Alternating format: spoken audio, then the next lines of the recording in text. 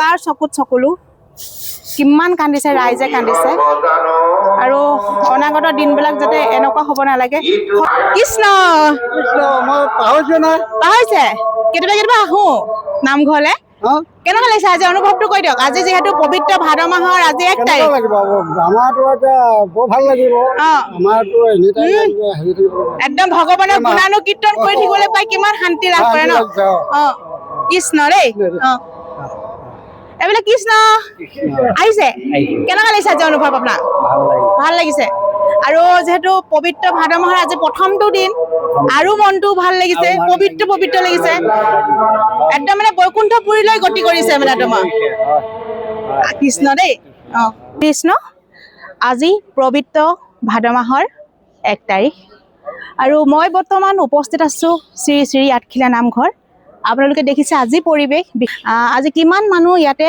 উপস্থিত হৈছে মই আপোনালোকক এই পবিত্ৰ ভাদ মাহৰ শ্ৰী শ্ৰী আঠখিলীয়া নামঘৰ চৌপাশটো আপোনালোকক দেখুৱাবলৈ চেষ্টা কৰিছো আপুনি কোন জেগাৰ পৰা আহিছে ওচৰতে ন কেনেকুৱা লাগিছে যিহেতু আজি পবিত্ৰ ভাদ মাহৰ প্ৰথম ভাল লাগে ন আমি আহো সন্ধিয়া সময়তো বেছি ভাল লাগে আৰু সন্ধিয়া সময়ত মানে লাইটিং বিলাকে বহুত আকৰ্ষণ কৰি তোলে ন ভাদমহীয়াত আহি থাকে মানে ভাদ মাহ বুলি নহয় প্ৰত্যেক বছৰেতো মানুহ হয় ইয়াতে ভাদ মাহটো মানে বেছি হয় আপোনাৰ কেনেকুৱা লাগিছে ভাল লাগিছে ভাদৰ পহিলা মাহত পহিলা দিনটোত আহি আমি ভগৱানৰ ওচৰত সেৱা জনাম 1 তাৰিখে বা 2 তাৰিখে মানে আমাৰ ছোৱালীজনীৰ জন্মদিন হয় এবাৰ প্ৰতি মাহতে মানে শৰাই এখন আগবঢ়াই ভাল লাগিলে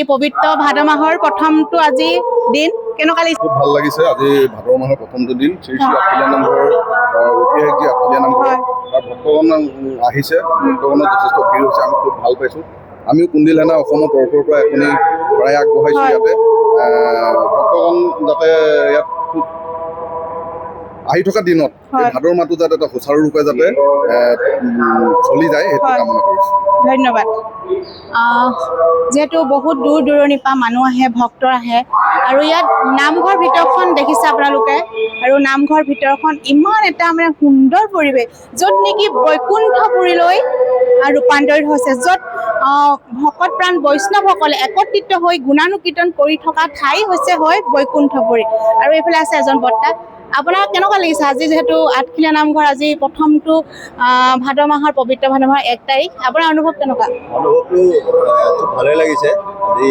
যিটো আমাৰ নামঘৰ ঐতিহাসিক শ্ৰী শ্ৰী আঠখিলীয়া নামঘৰ ক্ষেত্ৰত প্ৰতি বছৰে আমাৰ এই ভাদ মাহ নামঘৰ উৎসৱ আয়োজন কৰা হয় আমি এই বছৰো মানে আমি যথেষ্ট সহযোগী সংখ্যা বাঢ়িব বুলি ভাবিছোঁ যে প্ৰতি বছৰ যেতিয়া আহে আমি তাৰ কাৰণে আমি নামঘৰ কমিটিসকলক আমি যিখিনি ব্যৱস্থা কৰিব লাগে সকলো ব্যৱস্থা কৰা হৈছে বিভিন্ন দিশত আমাৰ 30খনকৈ অধিক আমি শাখা সমিতি বনাই লোৱা হৈছে সেউকী সা সংস্কাৰ বন্তি প্ৰজ্বলন কৰাত আৰু তেখেতলোকৰ নৈবেদ্য গ্ৰহণ কৰাৰ পৰা আৰম্ভ কৰি আমি সকলো আমাৰ খেলুৱা ব্যক্তিসকলক আমি নিয়োগ কৰা হৈছে আৰু লগতে অসম চৰকাৰে যথেষ্ট আমাক মানে সহায় জনাইছে আৰু প্ৰশাসনৰ বিভিন্ন বিভাগে আজি স্বাস্থ্য বিভাগৰ পৰা হওক প্ৰশাসনৰ বিভাগ হওক PW বিভাগ হওক ইলেক্ট্ৰিচিটি বিভাগ হওক প্ৰতিটো বিভাগে আমাক যথেষ্টখিনি মানে লাগি আছে আমাৰ হেৰি কাৰণে আৰু লগতে আমাৰ এই 1 মাহ যোৱা নাম মহোৎসৱৰ বাবে বিভিন্ন সংগঠন জাতীয় সংগঠনসমূহে কোনোবাই চৰপত খোৱাব ঠাণ্ডা পানী দিব তেখেতলোকেও মানে সহায় কৰিবলৈ প্ৰতি বছৰ আহে এই বছৰ আহিছে আমি তেখেতলোককো ধন্যবাদ জনাইছোঁ যে আমাৰ লগতে তেখেতলোকে যাতে আমাৰ সেৱকীসকলক চৰকাৰ যিটো ভূমিকা লৈছে আমি সকলো কাৰণে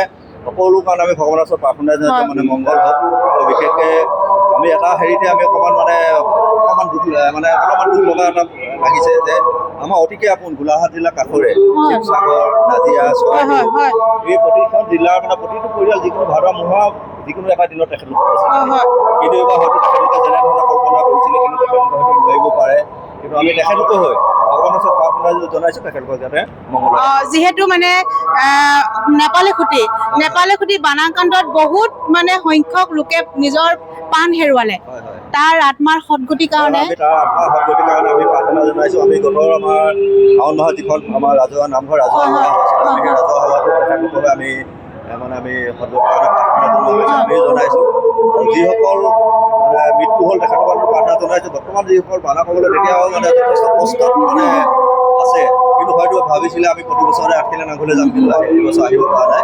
তেখেতলোকৰ হৈ যিখিনি মানে তেখেতলোকে যিটো ভগৱানৰ ওচৰত প্ৰাৰ্থনা কৰিছিলে, তেখেতলোক হৈ আমিয়ে ভগৱানৰ ওচৰত ইয়াত প্ৰাৰ্থনা জনাইছোঁ তেখেতলোকৰ যাতে পৰিয়ালৰ মংগলে সকলোৰে মংগলে আহক। অনাগত দিনত যাতে তেখেতলোকে আঠখেলীয়া নামঘৰত তেখেতলোকক যাতে আমি লগ পাওঁ। মানে আমি এইটো বিচাৰো যে যিহেতু এবাৰ বান পৰিস্থিতিয়ে বানপানীয়ে বহুত মানে ধুই পেলালে, অনাগত দিনত যাতে তেনেকুৱা পৰিস্থিতিৰ সন্মুখীন হ'ব নালাগে ন। তেনেকুৱা পৰিস্থিতি আমি মানে যাতে নাহে, তাৰ কাৰণে ভগৱানৰ প্ৰাৰ্থনা জনাইছোঁ। তেখেতলোকৰ মানে মংগলৰ কাৰণে মানে প্ৰাৰ্থনা জনাইছোঁ। ধন্যবাদ। যিহেতু সকলোৱে দুখ প্ৰকাশ কৰিছে, সকলোৱে ভগৱন্তৰ ওচৰত এটাই প্ৰাৰ্থনা কৰিছে যে অনাগত দিনবিলাকত যি নেপালী খুটি, চন্তক, বিহুবৰ, পাণবছাৰ যি গাঁওসমূহত বানপানীয়ে একেবাৰে ধুই শেষ কৰি পেলালে, অনাগত দিনসমূহত যাতে সেই ঠাইবিলাকত বানপানী নহ'বলৈ আমি ভগৱানৰ ওচৰত কাতৰ প্ৰাৰ্থনা জনাইছোঁ। আৰু যিহেতু মই এটা কথা ক'ব বিচাৰোঁ, যিহেতু আমি ভগৱানক আত্মায়ে আমি পুজিলে আমি আত্মায়ে পাম, কিন্তু য'ত নেকি ভকত প্ৰাণ বৈষ্ণৱসকলে একত্ৰিত হৈ গুণানুকীৰ্তন কৰি থকা ঠাইয়ে হৈছে বৈকুণ্ঠপুৰী। ভকত প্ৰাণ বৈষ্ণৱসকলে এনেকৈ গুণানুকীৰ্তন কৰি থাকে, এয়াই হৈছে বৈকুণ্ঠপুৰী। আহক আমি ভগৱানৰ ওচৰত সকলোৱে মিলি এগছ এগছি চাকি জ্বলাওঁ। যিসমূহ বানাক্ৰান্ত লোকসকলে যি পৰিস্থিতিৰ সন্মুখীন হ'ব লগা হৈছে, তেওঁলোক অনাগত দিনবিলাক সুখী শান্তিৰে থাকক, সকলোৱে প্ৰাৰ্থনা কৰক আৰু পবিত্ৰ ভাদ মাহটো যাতে সকলোৱে পবিত্ৰ হৈ ৰওক।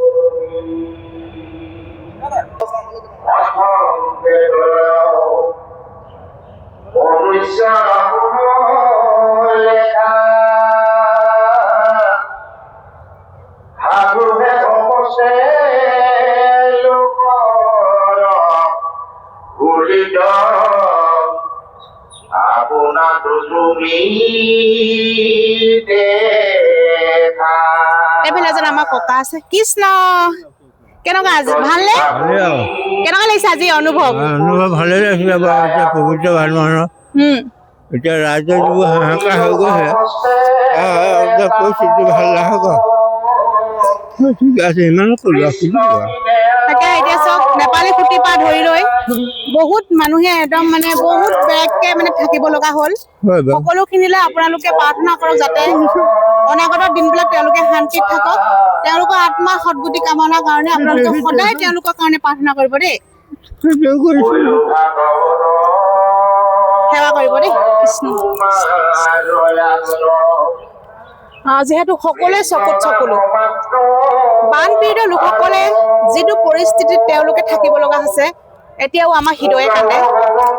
তেওঁলোকৰ অনাগত দিনবিলাক কেতিয়াও এনেকুৱা হ'ব নালাগে।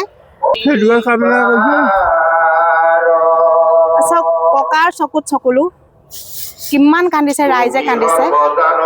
আৰু অনাগত দিনবিলাক যাতে এনেকুৱা হ'ব নালাগে, সদায় প্ৰাৰ্থনা কৰোঁ। তথাপিও আজি পবিত্ৰ ভাদ মাহৰ আজি 1 তাৰিখৰ দিনাখন শুদ্ধ অন্তৰে প্ৰাৰ্থনা কৰিছোঁ যাতে সেই ঠাইসমূহ আগৰ দৰে হৈ পৰক, এনেকুৱা পৰিস্থিতি নাহক যাতে এইবছৰ যি কাল ভৱিষ্যত নাহে।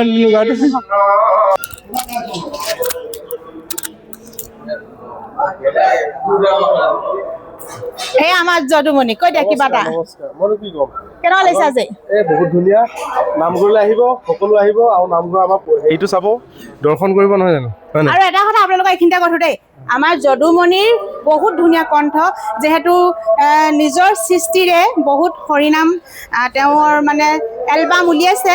আৰু আপোনালোকৰ ওচৰলৈ আহিব যদুমণিৰ কণ্ঠত হৰিনাম, আৰু পবিত্ৰ ভাদ মাহৰ পবিত্ৰ থানতে আমি সেই নামটো আমি ইয়াতে নিশ্চয় আৰম্ভ কৰিম। হৰিনাম গাম একেলগে, সকলো আহিব, আৰু লগতে আপোনালোকক সহযোগ কৰিব। কৃষ্ণ কৃষ্ণ।